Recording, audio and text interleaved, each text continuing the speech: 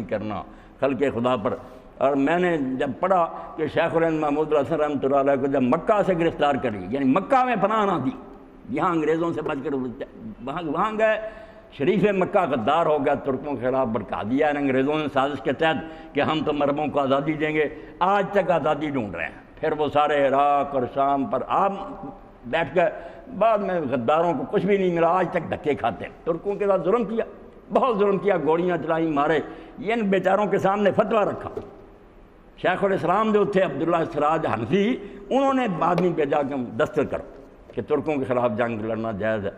مولانا کہا یار اس وقت بہانہ بنا جان چھوڑے کہ لکھا ہے کہ جو حرم شریف میں درس لیتے ہیں اور مکہ کے درس وہ فتویٰ پر دستخط، میں تو نہیں، میں ہندوستانی، مگر وہ بعد نہیں آئے۔ انہوں نے کہا آپ کو کہا تھا، انہوں نے کہا بھائی جو تحریر ہے اس پر تو یہ لکھا، میں مدرس تو نہیں۔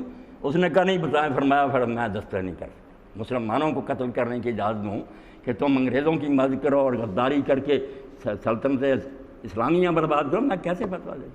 تو حرم شریف میں پناہ نہیں ملی۔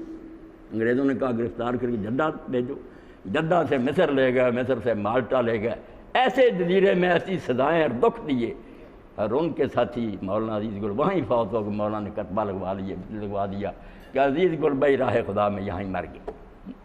تو ایک موقع پر لوگوں نے کہا کہ آپ مسلمانوں کے لیے دعا کریں۔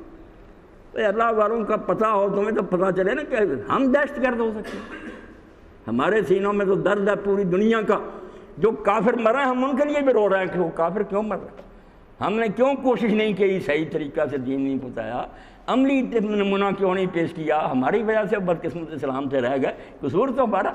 تو شیخ الہند رحمۃ اللہ نے اتنی مصیبتوں میں پھنسے ہونے کے باوجود کیا یار غیر مسلم خدا کی مخلوق نہیں ہے، یہ کیوں کہتے ہو؟ دعا کرنی چاہیے اللہ انہیں بھی ہدایت دے، ان کی بہتری کرے۔ تو سارے جہاں کا درد